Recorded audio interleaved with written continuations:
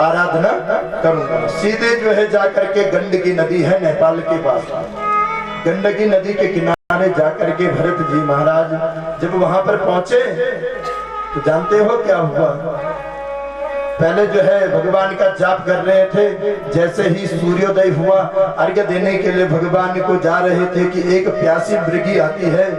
मृगी इतनी प्यासी थी कि जैसे ही पानी पीने लगी तो जैसे ही जल में थोड़ा सा प्रवेश किया कि शेर ने बहुत जोर से दहाड़ लगा दी, हुंगार भरी। तो उसी प्रकार जो है डर के मारे वो मृगी जो है पार करने के लिए उसी गंडकी नदी के जल में कूद गई। लेकिन उसके पेट में बच्चा था, मृगी के पेट में बच्चा था। अब तो इतना ठंडा पानी और इतना जो है प्रसव पीड़ा के कारण आज वो बच्चे को वही उसने जल में ही जन्म दे दिया, लेकिन प्रसव पीड़ा सहन नहीं कर पाई, अपने आप मृगी जो है वहीं पर मर गई। लेकिन वो जो अभी अभी बच्चा हुआ है वो बच्चा बहता हुआ जा रहा था कि एकाएक महाराज भरत जी की दृष्टि उस बच्चे पर पड़ गई। जैसे ही दृष्टि उस बच्चे पर पड़ी कि भरत जी दौड़ करके गए और उठा करके उस मृगी के बच्चे को अपने हृदय से लगाया और ऊपर लेकर के आके अपने आश्रम पे जहाँ पे कुटिया बना रखी थी आग जला करके उसको सेकने लगे। ये मर जाएगा, न इसकी माँ है न बाप है, इसको कौन देखेगा? अभी अभी इसका जन्म हुआ। बाबा सुखदेव कहते हैं कि प्राणी पे दया करना बुरी बात नहीं है, बहुत अच्छा काम किया इसने भरत जी ने। लेकिन भरत जी इतने तन्मय हो गए, कल सुबह हुआ कभी हरी हरी घास लेकर के आते हैं, कभी जो है बोतल में दूध भर करके अपने आप पिलाते हैं, थोड़ा सा भजन करने बैठते हैं तो वो भी जो है आकर के कभी गोद में चढ़ जाता है, कभी जो है मुंह चाटने लग जाता है, कभी त्राता, कभी डांटते हैं तो दूर से जाकर के बैठ जाता है। इस प्रकार भरत जी क्या आए थे हरि भजन को, ओटन लगे कपास, घर बार अपना सब छोड़ा, अपने बाल बच्चे सब छोड़े कि मैं जाऊंगा और भगवान को प्राप्त करूंगा। लेकिन सुखदेव बाबा कहते हैं कि वहां और अपने अच्छे खासे बच्चों को छोड़ करके और मृगी के बच्चे के बंधन में जाकर के बंध गए। ये है अहमता और ममता। ममता बंधन का कारण है। अगर बंधन, जिसको बंधन स्वीकार करना है तो बंधन क्या, ये पारिवारिक जो बंधन है ना, ये सब वृथा बंधन है, कोई किसी का नहीं है सिवा ठाकुर के। अंत तो गत्वा यही हमारे काम आता है, अन्यथा संसार के सभी कोई भी किसी को पूछने वाला नहीं। कि एक मृगा के संग में भरत धरी मृग देहा, तुलसी उनकी कौन गति, जो घर घर करत स्नेहा। आज भरत जी ने एक मृगी के ध्यान करने से मालूम, जैसे ही आज आखिर दिन श्वास गिन रहे थे, मरने का समय जब आया तो वही चिंतन कि वो मृगी कहाँ गई होगी, क्या गई होगी, कौन उसको देखेगा, मेरे मरने के बाद क्या होगा। तो आज जैसे ही प्राण शांत हुआ वही मृगी के ही रूप में प्रकट हो गई, वही आज वही योनि प्राप्त हो गई। इसलिए कहते हैं कि जब मरने का समय आए तो मरने के समय पे सदैव परमात्मा को ही भजन। ये कथा तभी तो होती है, जप इसीलिए तो करते हैं माला। ये जप क्यों करते, जप क्यों बताया गया कि 108 बार हम माला को घुमाएंगे ना, तो 108 घुमाते घुमाते घुमाते हमारे मुख में वही चलता रहे। भले दिख क्या रहा है कि आपस में हम बातें कर रहे हैं, लेकिन वो जप के कारण से मन में वही चलता रहता है। अभी सुबह आचार्य जी बता रहे थे कि ओम नमो भगवते वासुदेवाय, ये 12 अक्षर मंत्र जिसके मन में रिपीट होता रहता है उसको संसार में कोई भय नहीं होता है। बड़ा सुंदर भाव यहाँ पे दे रहे हैं कि आज जब हिरण बन गई वही कौन बने हिरण? भरत जी महाराज जब हिरण देह में आए, अब पश्चाताप होने लगा कि मैं क्या करने के लिए निकला था और मैंने क्या कर गया। इधर संयोग बस एक दिन सारे हिरण अपने झुंड में से भागने लगे, जंगल में आग लग गई और ये भरत जी महाराज जानबूझकर वहीं पर रह करके ये हिरण रूपी जो है आज इन्होंने ये जन्म भी इन्होंने बदल करके, और अब आंगिरस गोत्रीय ब्राह्मण के यहाँ इनका तीसरा जन्म हो रहा है। किसका? भरत जी महाराज का। आंगिरस गोत्रीय कोई ब्राह्मण थे, उनके घर में इनका, उनके 9 पुत्र पहले थे और 10वें भरत जी के रूप में हुए। भरत जी का जन्म होते ही सारी खुशियां जो है घर में, इतना कि हमारे घर में सबसे अच्छा। आप फिर भटक गए ना। हे भगवान, बोलो जय जय श्री राधे। ध्यान दो माताओं, ध्यान दो। मैं तो 3 घंटे 4 घंटे 5 घंटे यहाँ पे बस वही वाली बात है। तब आए थे हरि भजन को उठन लगे कपास, वही वाला जो है सोचो। भरत जी का तीसरा जन्म कहाँ हुआ? तब तक वो आ गए थे महाराज, सुनाए नहीं, हम उनको देखने लग गए थे। यही ना, आंगिरस गोत्रीय ब्राह्मण के यहाँ जो है भरत जी का वो मृगी रूपी शरीर भी छूट गया। आज जो है तीसरा जन्म यहाँ इन ब्राह्मण के यहाँ हुआ। सबने सोचा कि बहुत बड़ा विद्वान होगा, लेकिन भरत जी ने कहा, सब भरत जी के 9 भाई बड़े विद्वान हुए, वेद पारंगत थे, लेकिन भरत जी को जब भरत जी के पिताजी ने कहा कि बेटा गायत्री मंत्र सुनाना है तुझे। भरत जी को जो है 18 वर्ष हो गए, लेकिन एक गायत्री मंत्र नहीं सुना पाए। क्यों नहीं सुना पाए? क्योंकि ब्रह्मानंद तो अंदर भरा हुआ, लेकिन चाहते नहीं है। क्यों? अब तीसरा जन्म मैं अपना व्यर्थ नहीं करूंगा। 2 जन्म मैंने अपने व्यर्थ कर दिए, आज मैं गायत्री मंत्र याद करूंगा। कल पिताजी कहेंगे बेटा अब जो है चौकी पूजना, पंचांग पूजना भी सीख ले। फिर परसों कहेंगे सत्यनारायण की कथा करना भी सीख ले। फिर मैं वही बंधन में बंध जाऊंगा। आज पिता ने जोर से डांटा, अरे तुम एक गायत्री मंत्र जो है याद नहीं कर पाया, तू तो मेरे घर में जड़ ही पैदा हुआ। जड़ कहते मूर्ख को, जड़ पैदा हुआ। आज से नाम ही क्या पड़ गया? बोलो जड़ भरत भगवान की। ये जड़ भरत जी महाराज कैसे, इनका जो है अपना स्वभाव, कभी किसी से कुछ न बोलना, पागलों की तरह चलना, और घर में कुछ किसी से बातें न करना, ये इनका परम स्वभाव था। आज भाभियों ने जब देखा, भाभियों ने कहा कि इसको तो हम खाली हम लोग तो हमारे पति को इतना खाते भी हैं पीते भी हैं, घर में सब जो है वो है, हमारे घर में किसी चीज की कमी नहीं है, हमारे पति तो पतले होते जा रहे हैं और ये इतना हष्ट पुष्ट जो है बासी तुलसी खाता है और इतना हष्ट पुष्ट, तो सब जलन करने लगे। आज सभी भाभियों ने जो है जड़ भरत को क्या कहा कि जा करके तो खेतों में चला जा, खेतों में रखवाली करना। जड़ भरत जी ने कहा एक बार और अच्छी रही, अब जो है एकांत रहूंगा।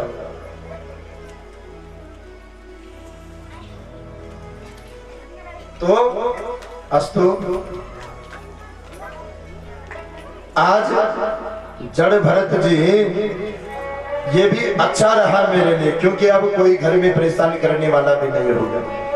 जाकर के जैसे खेतों में जाते हैं एक छाने बना करके और खेतों की रखवाली मालूम कैसे करते हैं, जहाँ कहीं चिड़िया दिखाई नहीं देती तो जानबूझ करके दाना डालते हैं और सारी चिड़ियाओं को जो है उन दानों को दिखा करके अपने खेतों में और खूब छक पेट भर खिलाते हैं उनको।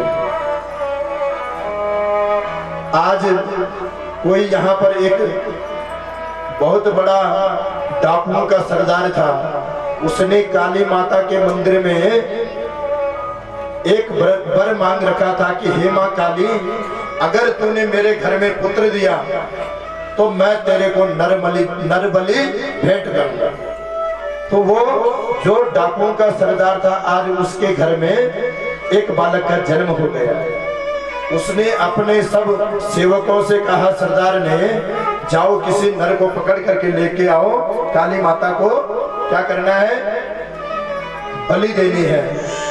अब जैसे सेवक निकले तो और तो रास्ते में कोई मिला नहीं, बस ये महाशय जी जड़ भरत जी मिल गए सबसे पहले। पकड़ लिया कि हाँ भाई मोटा ताजा जो है ठीक है, ये नर बलि के लायक ठीक है, माता काली प्रसन्न हो जाएगी। जैसे ही माता काली के मंदिर में लेकर के गए इनको बलि चढ़ाने के लिए, पहले इनको खिलाया पिलाया नहलाया धुलाया, सुंदर वस्त्र इत्यादि पहनाए, लेकिन बाद में जैसी बलि के लिए कहा, बलि देने के लिए कहा भरत जी को कि नीचे झुको, तो भरत जी ने कहा राम राम, आप मेरे को मारने के लिए लेके आए, चलो जो भगवत इच्छा, भगवान की यही इच्छा रही होगी। तो जैसे गर्दन झुकाई, वो डाकुओं के सरदार ने तलवार निकाल करके भरत जी की बलि देनी चाहिए कि एक उसी मूर्ति से साक्षात मां काली जयंती मंगला काली भद्रकाली कपालिनी दुर्गा क्षमा शिवा धात्री स्वाहा नमोस्तुते। सीधे वही खड्ग पकड़ करके, वही तलवार पकड़ करके, और जितने डाकू के सरदार थे सारे का एक एक करके जो है सर धड़ से अलग करके और उन्हीं का रक्तपान करने लगे। भरत जी जब ऊपर उठे देखा कि वहां का नजारा ही कुछ और है। वहां पर भी माता काली को कुछ नहीं बोले कि तुमने ठीक किया कि मेरी जान बचा दी, ये अच्छा हुआ कि इनको मार दिया, कुछ नहीं बोले, बस वहीं पे प्रणाम किया और अपने चल दिए। आज तो बड़ा ही सुंदर भाव, इधर रघुगण सिंधुवीर देश का जो है महाराजा रघुगण बड़ा उन्मत्त भाव से चल रहा था। ये राजा कैसे चलता था, कहारों में पालके में जहां भी जाता था तो पालकी लाद करके ही जाता था। अब कहार जब चल रहे थे तो एक कहार का कितने होते, पालकी में कितने लोग होते, कितने होते, दो। हे भगवान, हे प्रभु, चार लोग, चारों में से एक ने कहा कि महाराज मेरी तो तबीयत खराब हो गई, मैं नहीं चल पा रहा हूँ, मेरा स्वास्थ्य जो है साथ नहीं दे रहा है। तो राजा रघुगण ने कह दिया रास्ते में जो भी मिल जाए उसी को पकड़ करके पालकी में जोत देना। और तो महाराज कोई मिले नहीं, कौन मिलता, लेकिन फक्कड़ बाबा यही थे अपने जड़ भरत जी, जाते हुए ये मिल गए, ये इन्हीं को पकड़ लिया कहारों ने। बोला भैया जो है राजा की पालकी है, चल लग। भरत जी ने कहा कोई बात नहीं भाई, अब इसकी भी पालकी ढूंढनी होगी, तो लग गए एक जगह। लेकिन जैसे ही जो है चलना प्रारंभ किया तो संत है, बहुत ज्ञानी है, मेरे से कोई कहीं पर भी कोई हिंसा ना हो जाए, कहीं किसी को कोई दुख ना मिले। जैसे आगे लगे हुए थे कहार बन करके कि एक सामने क्या एक चींटा और चींटी जा रहे थे रास्ते से। जैसे ही वो चींटे को देखा तो तुरंत उछल पड़े। अब जो अगर जिसने कंधे में पालकी रखी हो और पालकी में कोई और बैठा और अगर वो उछले तो ऊपर बैठने वाले के क्या हाल होंगे, आप खुद ही जो है समझ लीजिए। रघुगण का जो है सर इतनी जोर से पालकी से टकराया, बोला अरे आप चलना भी नहीं आता है क्या, कुछ खाया नहीं तुम लोगों ने? बोला महाराज हम तो अच्छे ढंग से चला रहे, लेकिन ये नया नया रंग रूट अभी आया है, तो ये क्या पता क्यों उछल रहा है इतना। तो बहुत फिर जो है थोड़ा आगे बढ़े, फिर वही दोहराया, तो अब तो कहने लगा कि हे बोडार साभिक्रमता किमति विषम यते यानमेति, अरे भार भाव को ठीक से चलाओ, नहीं तो मैं तुम्हारी वो दशा करूंगा जैसे कि यमराज अपने पास में जकड़े हुए जो है जो दूतों के द्वारा जो प्राणी खींचा जाता है तब अपने पास से जो है यमराज मारते हैं, ऐसी दंड मैं तुम्हें दूंगा। जड़ भरत जी ने कहा आज तो मैंने जीवन में आज तक कभी बोला नहीं, अपना मुख नहीं खोला, लेकिन आज भी अगर मैंने कुछ बोला नहीं तो ये अवश्य नरक में गिरेगा, क्योंकि ये मुझ जैसे संत का अपराध कर रहा है। और ऐसा इसलिए कह रहे हैं क्योंकि जो रघुगण है इसके अंदर संतत्व है, संतों की बात मानता है, ब्राह्मणों की बात मानता है, इसलिए कहा कि ये नरक में अवश्य मेरा अपमान करने से गिरेगा। बोला अरे राजा कौन से भाई की बात कर रहा है, अरे न तो रघुगण है, न तेरी ये पालकी है, न मैं कहार हूँ, न मैं तुझे ढोने वाला हूँ, मैं तो एक आत्मा हूँ, और आत्मा कभी जो है किसी भी कष्ट को नहीं झेलती है। तुरंत नीचे जैसी देखा और जनेऊ देखा मोटा सा गले में, तुरंत पालकी से कूद पड़ा, सीधे जो है क्या प्रणाम करने लगा कि आप कौन है महाराज, आप अपना भेष बदल करके कहां से आए हैं। कि प्रमंतस्याचते करो में चिकित्सा दंड पाणी, आप मेरी चिकित्सा करने की जो बात कर रहे थे कि यमराज के समान मैं दंड दूंगा। तो रघुगण ने कहा कि प्रभु पहले आप अपना मेरे को परिचय दें कि आप साक्षात कहीं कपिल भगवान तो नहीं है जिनकी सेवा करने में जा रहा है, आप मुझे अजमाने के लिए तो प्रकट नहीं हो गए हैं। फिर जो है जड़ भरत जी ने कहा यही तो तेरी मूर्खता का कारण है, कभी तू इस आत्मा को कुछ मान बैठ रहा है, कभी कह रहा है कि मोटा है, कभी कह रहा है पतला है। अरे ये शरीर का स्वभाव है, मोटा होना, पतला होना, छोटा होना, ये शरीर का स्वभाव, आत्मा का स्वभाव नहीं है। तो अब राजा जो है बहुत सुंदर बात कहने लगा कि प्रभु आप एक चीज बताइए, अगर आत्मा है तो पहले चूल्हा जलाया, लकड़ी जलाई, उसमें जो है एक पतीली रखी, पतीली में पानी डाला, अब पानी डाल करके उसमें चावल डाल दिए, तो आग का कनेक्शन पतीली से है और पतीली का कनेक्शन जल से है, और तब जाकर के जल का कनेक्शन किससे है, चावल से है। तब जल अपनी भाप के द्वारा वो चावल को पकाएगा, तब जाकर के भात बनेगा। तो क्या ये शरीर है, ये इंद्रियां हैं, ये बुद्धि है, ये मन है, तो अगर इनमें कोई कितनी भी समस्या होगी तो आत्मा क्या परेशान नहीं होगी। जड़ भरत जी कहने लगे वो तुझ जैसे राजा को इसका भान होता है, जो देह शरीरधारी है वो इस आत्मा को शाश्वत नहीं मानते हैं। ये आत्मा आती है और चली जाती है। बड़ा सुंदर यहाँ पर वर्णन किया। बाबा सुखदेव कहते हैं क्या, ना हम विसंके सूर्यराज वजन्ना प्रयक्ष शूला नयमस्य दंडा, नानक सोमान नियांत यात्रा संके विषम ब्रह्म माना। न कोई काल दंड काट सकता है, न कोई जो है किसी को मार सकता है। ये आत्मा है, ये आत्मा शाश्वत है, ये आत्मा चले जाने के बाद परमात्मा से जुड़ जाता है। आत्मा और परमात्मा का संयोग है। बड़ा सुंदर भाव यहाँ पे जड़ भरत जी बोले, भाई रघुगण अब ऐसा है कि तुझे मेरे दर्शन हो गए, अब तू ये तो पक्का है कि तू कहीं भी नरक में नहीं जा सकता है, क्योंकि तूने मुझ जैसे संत का दर्शन कर लिया। जैसे गीता में लिखा है क्या कि नैनम छिदन्ति शस्त्राणि, कोई भी हथियार, कोई भी न हथियार किसी आत्मा को काट सकता है, न कोई आग इस आत्मा को जला सकती है, न कोई इसका बुरा नहीं कर सकता है। इसी प्रकार आज रघुगण क्या, रघुगणे तपस्तान याति न चे जनिर्वापन्ना गृहाद्वा, न छन्दसा नेव जलाग्नि सूर्ये बिना महत्पाद रजोभिषेकम्।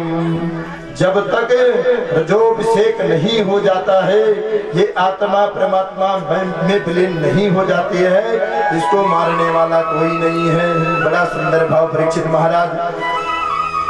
महाराज पूछते हैं प्रभु एक बात बताइए, ये खगोल भूगोल क्या है।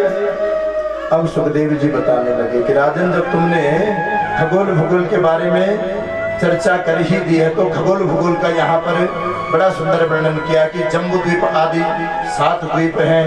7 द्वीपों में 7 समंदर यानी सप्त सागर से जो है ये परिपूर्ण है। जम्बू द्वीप में कमल कर्णिका की भांति में 9 खंड हैं। 9 खंडों के मध्य में जो भरत जी की आप कथा सुन रहे थे, इन्हीं भरत जी, और भरत कितने हैं, एक ज्ञान, एक कर्म और एक कौन, 3 भरत हुए। 3 भरतों के नाम से जो है, एक हुए केकई नंदन भरत, एक हुए कौन, शकुंतला नंदन, और एक हुए अपने हमारे जड़ भरत जी, यही भागवत के जड़ भरत। इन्हीं 3 भरतों के नाम यहाँ भारतवर्ष पड़ा।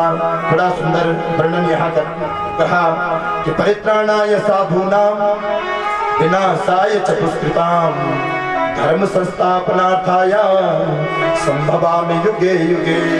भगवान कहते हैं कि जिस प्रकार जीव जो है मेरा अनुसरण करता है और उसको जो है कोई भी दैत्य हो या राक्षस हो कोई भी उसको कष्ट देता है तो उसके कष्ट के निवृत्ति के लिए मैं बार बार जन्म लेता हूँ। यहाँ पर 28 प्रकार के नरकों का वर्णन किया। जो किसी के बच्चे को छल से मार देता है, जहर दे देता है, अनेकों प्रकार का क्या कि यहाँ पर तामिश्र नाम का नरक है। सबसे पहले बताया कि अंधतामिश्र है, तामिश्र है, रोरव है, महारोरव है, कुंभपाक है, कालसूत्र है, असित्रवन है, शुकरमुख है, अंधकूप है, कृमिभोज है। इस प्रकार लाल भक्ष ये 28 प्रकारों का यहाँ पे नरकों का वर्णन बताया। परीक्षित ने पूछा कि महाराज ये नरक क्या है? बोले जो किसी का धन हड़प लेता है, किसी के घर में चोरी सोने की चोरी कर देता है, वो कुंभीपाक नरक में जो है गिरता है। बोले भैया ये कुंभीपाक क्या है? बोला खून और पीप की जो नदी है वहां उसको जो है ढकेला जाता है।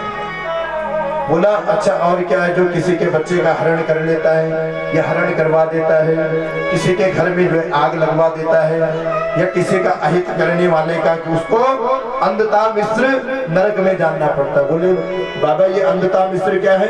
बोले तांबे की जो है सपाट भूमि है और नीचे से जो है उस तांबे में बहुत आग जलाई होती है, तब उस जीव को उस तांबे में जो है चलाया जाता है, हाई हाई करके फिर वहां बहुत कष्ट होता है। बोला ये अंधकूप क्या? अंधकूप किसके लिए है?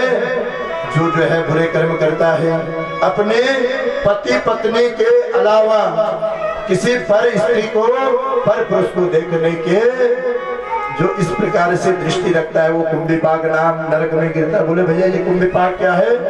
बोले कुंभीपाक एक ऐसा जो है कुआं है जिस कुआं में बहुत गर्म पानी खोलता रहता है और ऊपर से रस्सी बांध करके उसको उसमें गिराया जाता है, तब तड़पता है उसको। इस प्रकार से पूरी जब उसका शरीर जल जाता है हाय हाय करके जो है रोने लगता है। इसलिए सभी को अपने दृष्टि सम रखनी चाहिए। भगवान राम ने भी यही कहा था। और अनेकों प्रकार फिर ये कृमि भोज का वर्णन करते हैं। ये कृमि भोज क्या है? बोले जो ये मुर्गे बकरे सबको जो है कटवा करके बड़ी चाव से खाते हैं ना, बहुत नमक मिर्च लगा करके उनको फिर कृमि भोज नामक नरक में गिराया जाता है। बोले ये कृमि भोज क्या है?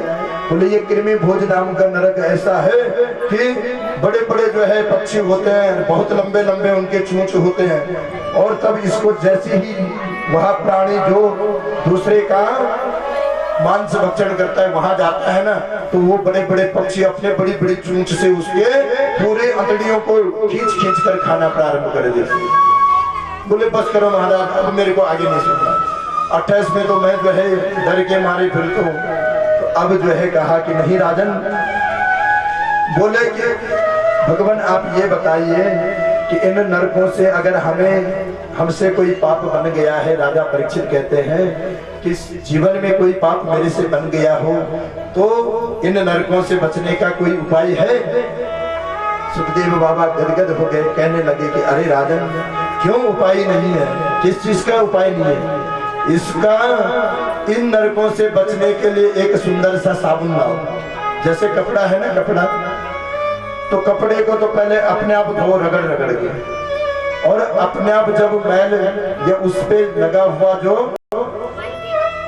धब्बा दाग है वो ना निकल पाए तो किसको देते हैं? तब किसको देते हैं?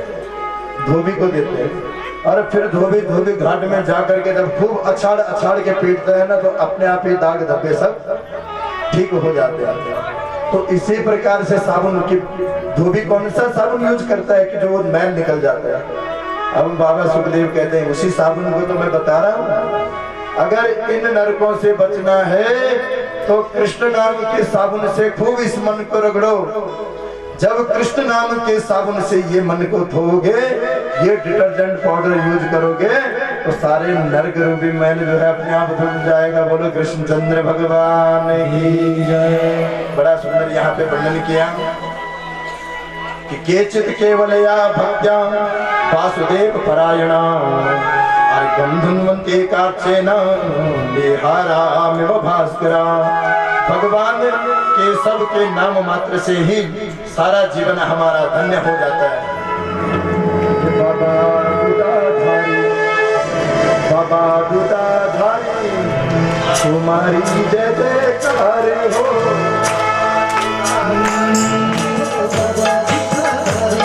तुम्हारी जय जयकार हो बाबा दूधाधारी,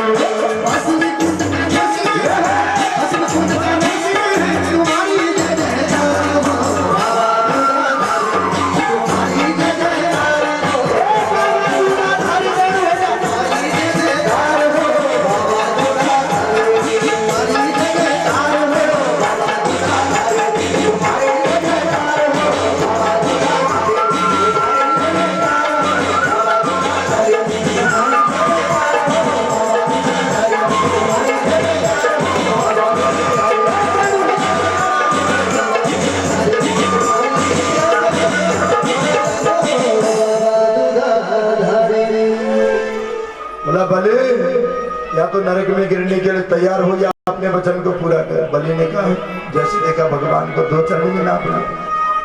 गरुड़ को आदेश किया जाओ जो इसको इसको जो है नागपाश में बांध दो, तुरंत नागपाश में बांध करके जाओ इसको, वो नरक में जाएगा या अपना वचन पूर्ण करेगा। बलि ने कहा अच्छा महाराज तो ये बात है। बोला मैं भी बलि हूँ भगवान बलि। बोला अभी क्या नापा आपने? बोले एक चीज बताओ, ज्ञानी मालिक बड़ा होता है कि उसका धन बड़ा होता है? भगवान ने कहा क्यों भाई, मालिक बड़ा होता है, जब मालिक होगा धन तभी तो होगा। बोला तो अभी आपने क्या लिया मेरे से? बोला मैंने तेरा सारा धन ले लिया। बोला अभी मालिक लेना जो है बाकी है, और मैंने 3 पद 2 पद में आपने जो है नाप लिया, अब तीसरा पद जो है जाकर के मेरे सिर में रख दो, मेरा अपना संकल्प है।